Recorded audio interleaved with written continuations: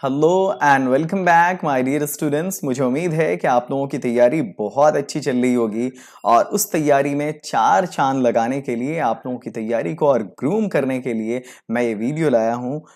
इस साल एग्जाम देने वाले स्टूडेंट के लिए बहुत इंपॉर्टेंट है। मैंने 20 क्वेश्चंस का 20 क्वेश्चन का एक सेट रखा है और आप लोगों को बताना है कि आप टोटल कितना क्वेश्चन सही करते हैं। ये सारे क्वेश्चंस 2019 के एग्जाम में पूछे गए हैं और अपने आप की तैयारी को जज करने के लिए इससे बढ़िया मौका आप लोगों को नहीं मिलेगा।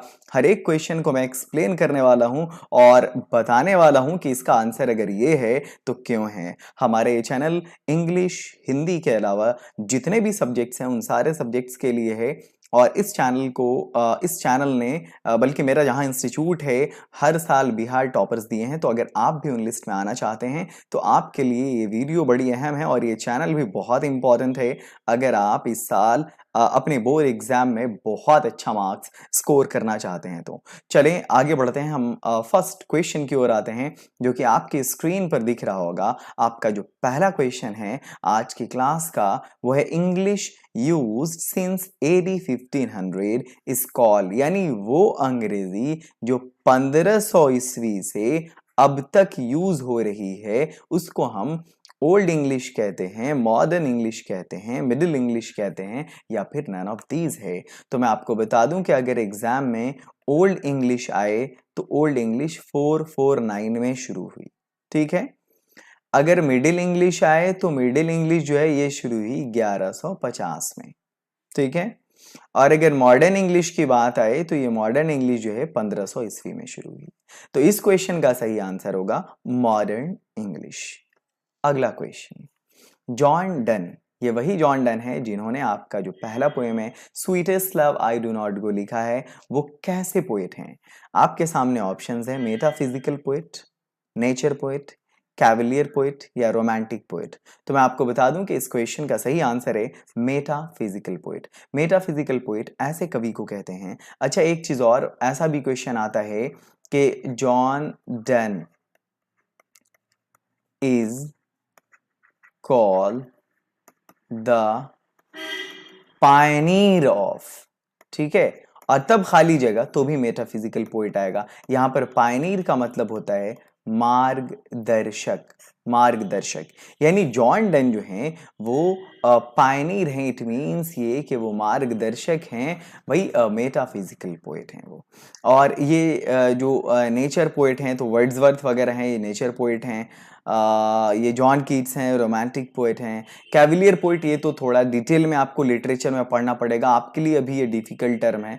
वो बात है कैवलियर पोएट उस पीरियड के जिस पीरियड में जो है इंग्लैंड में एलिजाबेथ के बाद का जो है मतलब जो पीरियड स्टार्ट हुआ था, तो उस पीरियड में जो पोएट थे वो दो गुटों में बंट गए थे। तो वो एक पॉलिटिकल चीज हो जाएगी, आप उसको अभी नहीं समझेंगे, वो मास्टर्स वगैरह में पढ़ते हैं।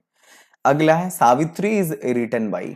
सावित्री एक बुक है जिसको किसने लिखा है? तो मैं आपको बता दूं कि सावित्री के राइटर अरविंदो घोष हैं। सरोजिनी नायडू की भी एक बुक देख लें, गोल्डन थ्रेशोल्ड, ये इनकी एक बुक है।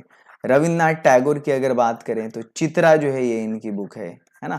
ये सब बुक्स हैं जो बड़ी इंपॉर्टेंट हैं, आपको याद रखने की जरूरत है। अगला क्वेश्चन है आपके स्क्रीन के सामने, एंड एज वी वॉक। अच्छा ये क्वेश्चन भी आता है कि एक लाइन दिया हुआ है और आपसे पूछेगा कि भाई ये बताओ कि इसका पोएट कौन है, या फिर ये बताओ कि इसका राइटर कौन है, मतलब कि ये किस चैप्टर से लिया गया है। तो ये बहुत डिफिकल्ट क्वेश्चन होता है लेकिन इंपॉर्टेंट इवेंट है। अगर आप लाइन बाय लाइन पढ़ेंगे उसको तो समझ जाएंगे। एंड एज वी वॉक, और जैसे ही हम आगे बढ़ते हैं या बढ़ेंगे, वी मेक द प्लेज, यानी हम ये शपथ लें दैट वी शैल, कि हम लोग ऑलवेज बी सेटिस्फाइड, हमेशा संतुष्ट रहेंगे, ऑलवेज फाइट, हमेशा लड़ेंगे, ऑलवेज हेट पीपल, हमेशा लोगों से नफरत करेंगे, या ऑलवेज मार्च अहेड, या हमेशा आगे बढ़ेंगे। तो always March ahead, this one is the correct answer. अब हम आगे बढ़ते हैं। हमारा अगला क्वेश्चन आपके स्क्रीन के सामने है, सेबीज हॉबी। ये सेबी नाम का एक कैरेक्टर है, SEIBEI, हाँ ये सेबी नाम का एक कैरेक्टर है। आपका जो चैप्टर है द आर्टिस्ट, जिसको लिखा है शिगा नोया ने, जो एक जापानीज राइटर हैं, और उन्होंने इसको लिखा है। और हॉबी का मतलब होता है शौक। तो वहां एक लड़का है सेबी, उसका क्या शौक था किस चीज को कलेक्ट करना, इकट्ठा करना, तो गोड्स को यानी कद्दुओं को। आपके सिलेबस की पूरी तैयारी कराने की जिम्मेदारी मेरी है, रिस्पॉन्सिबिलिटी है मेरी है। वैसे मैं गूगल मीट पे भी क्लास लेता हूँ, ये एक पेड कोर्स है, यानी इंग्लिश की फीस जिसकी मैं अपने क्लासरूम प्रोग्राम में 5000 लेता हूं, और जो ये क्या बोलते हैं क्रैश कोर्स में 1 महीने की फीस में 2000 लेता हूं। आपके पास मौका है ओनली 500 में इस कोर्स को करने का। अभी ऑफर ये कुछ दिनों के लिए, आप मेरे व्हाट्सएप नंबर पे कांटेक्ट कर सकते हैं। ये this one is my WhatsApp number, you can contact here. तो ये गोड्स है। अगला क्वेश्चन है, Walter D Lamar makes us aware of the dot dot, यानी वॉल्टर डी लामार जो हैं वो हम लोगों को किस चीज से अवेयर करा रहे हैं, किससे परिचित करा रहे हैं।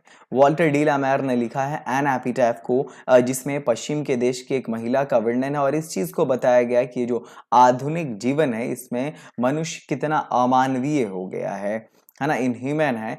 ये इनह्यूमन कंडीशन ऑफ लाइफ के, मॉडर्न लाइफ के बारे में बताता है।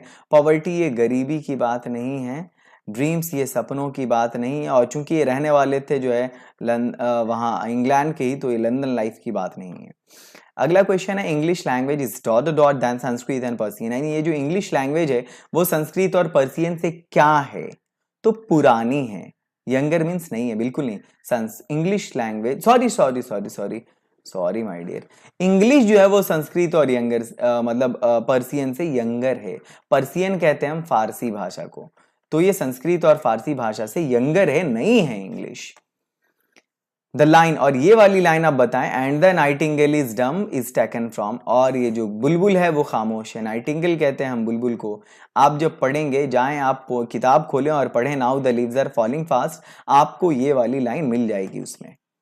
अगला है, अच्छा ये जो लाइन है, hoping to see is not till death, और आशा है कि अपनी मृत्यु तक नहीं रुकेंगे, ये किस में से है, ये किस लाइन में है। तो आप जब सॉन्ग ऑफ माई सेल्फ को पढ़ेंगे, जिसको वॉल्ट व्हिटमैन ने लिखा है, वॉल्ट व्हिटमैन ने, तो आपको ये मिल जाएगा, ये वाला लाइन उसमें, ये उसी लाइन से लिया गया है। अगला क्वेश्चन है, मैकबेथ और जूलियस सीजर को किसने लिखा है, तो मैं बता दूं उसको शेक्सपियर ने लिखा है। शेक्सपियर ने मैकबेथ और जूलियस सीजर ही नहीं, शेक्सपियर ने एज यू लाइक इट भी लिखा है।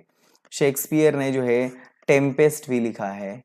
शेक्सपियर ने जो है मिड समर नाइट्स ड्रीम भी लिखा है। मिड समर नाइट्स ड्रीम, बहुत सारी बुक्स हैं, अब कितना बताऊं मैं। शेक्सपियर ने एंटनी एंड क्लियोपैट्रा भी लिखा है, क्लियोपैट्रा। शेक्सपियर ने आपका जो है वो किंग लेयर भी लिखा है। शेक्सपियर ने जो है ओथेलो भी लिखा है। There are so many books, how many should I count over there, कम से कम 37 प्लेस हैं, 37 जो उन्होंने लिखा है, and I know each and every place.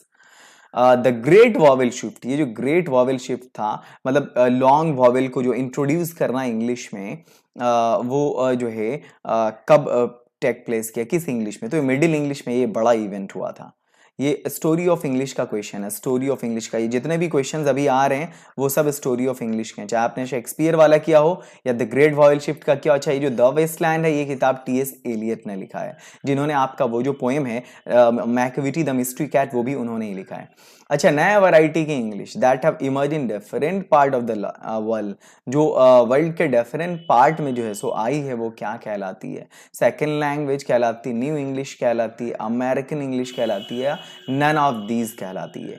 तो इसके लिए ये नन ऑफ दीज होगा यहाँ पे से, इसका कोई ऑप्शन नहीं है। न्यू वैरायटीज ऑफ इंग्लिश ने, English is a globaler language now, right. English हर जगह एक ही है, हाँ एक्सेंट अलग है, प्रोनाउंसिएशन अलग है, ये सारी चीजें हैं, या फिर उसका जो है मतलब वो कुछ ग्रामेटिकल चीजें हैं जो थोड़ी डिफर करती हैं। तो ये न्यू इंग्लिश ये तो है नहीं कोई। सेकेंड लैंग्वेज उसको बोलते हैं जो, अगर मान लिया हमारा इंडिया है, भारत है, तो हम यहाँ हमारी मातृभाषा हिंदी है, तो इंग्लिश हमारे लिए सेकेंड लैंग्वेज हो गई। अमेरिकन इंग्लिश ये तो अमेरिका के लोग बोलते हैं स्पेशली। डॉक्टर राधा कृष्णन ने कभी विश्वास नहीं खोया, किस चीज में अपना, तो इसेंशियल ह्यूमैनिटी, आवश्यक मानवता में। आगे बढ़ें, ये सेकंड चैप्टर का क्वेश्चन था। हमारे पूर्वजों ने, फोरफादर कहते हैं पूर्वज को, डिड नॉट इन्वेंट मशीन, उन्होंने मशीन का आविष्कार नहीं किया। क्यों? क्योंकि वो जानते थे कि हम लोग उसके गुलाम बन जाएंगे। They knew we would become slaves of machine, that's why they did not invent machinery. The next question, और ये वाला जो सेंटेंस है, after all there is something in Hinduism, है ना। कुछ ऐसा है जरूर हिंदुत्व में जिसने भारत को अभी तक जिंदा कर रखा है। Cast a look around you, अपने चारों तरफ नजर दौड़ाओ। You can see ancient India still living over here. तुम देखोगे कि प्राचीन भारत आज भी यहां जिंदा है। You can see the Dang heaps now. तुम गोबर के ढेर को देख सकते हो हेयर एंड देयर, यहां वहां। ये जो है गोबर के ढेर नहीं, बल्कि ये भारत की सभ्यता है, इंडियन सिविलाइजेशन कल्चर से लिया गया है। आगे बढ़ते हैं। ये जो लाइन है, in hearts at peace under an English heaven, तो ये जो है वो द सोल्जर जब आप पढ़ेंगे तो उसमें रूपर्ट ब्रूक ने इस लाइन को लिखा है। वहां पे कई बार इंग्लिश, 6 टाइम इंग्लिश वर्ड का यूज किया उन्होंने। Ideas that have helped Mankind को किसने लिखा है? तो भाई उसको बी रशल यानी बर्ट्रैंड रशल ने लिखा है। अगला है वॉल्टर डी लैमार की पैदाइश कब हुई, वो कब पैदा हुए? तो 1853 में 1873 में Walter de la Mare was born.